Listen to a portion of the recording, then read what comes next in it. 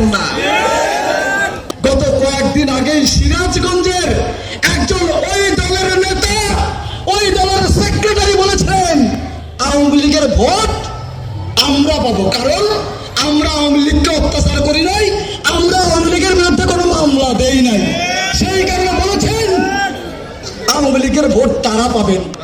এটা বলেন ওনারা, ওটা বলতে পারেন, এটা বলা স্বাভাবিক, কারণ যে মাওলানা দিলওয়ার হোসেন সাঈদী সাহেব যিনি কোরআনের পাখি ছিলেন, আজকে সেই মাওলানা দিলওয়ার হোসেন সাঈদীকে স্লো পয়জন দিয়ে হত্যা করা হয়েছে। আজকে তাদের মুখে দিলওয়ার হোসেন সাঈদীর বিচারক নাই, বিচারক চাই না।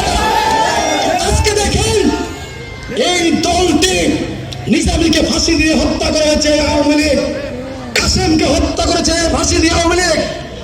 আজকে আপনারা বাংলাদেশের মানুষের কাছে ভোট চান, এতগুলো নেতাকে হত্যা করলো, কয়টা মামলা করছেন?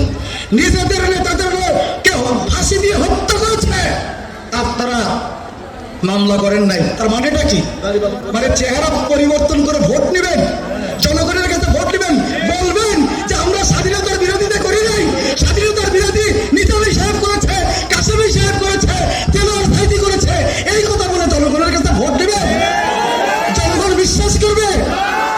ওনারা এই ফেসবুক খুললেই দেখি ওনারা একটা স্লোগান দেন, দেখেন কি স্লোগান জানলো, বলে ভোট দিলে বাংলায় ভোট পাবে আল্লাহ। কি বলে না, কথা কি সত্য? ভোট দিলে বাংলায় ভোট কি আল্লাহ পাবে? আজকে শুধু মুসলমানদের না, মন্দিরে যান, মন্দিরে গিয়ে গীতা পাঠ করেন, গীতা পাঠ করে হিন্দু সম্প্রদায়কে বলেন যদি আপনারা আমাদেরকে ভোট দেন আপনাদের নিরাপত্তা দিতে পারবো এবং আপনারা স্বর্গে যাবেন। মুসলমানদেরকে বেহেশতে নিয়ে যাচ্ছে, হিন্দুদেরকে স্বর্গে নিয়ে যাচ্ছে ওনাদের পক্ষে ভোট দিলে।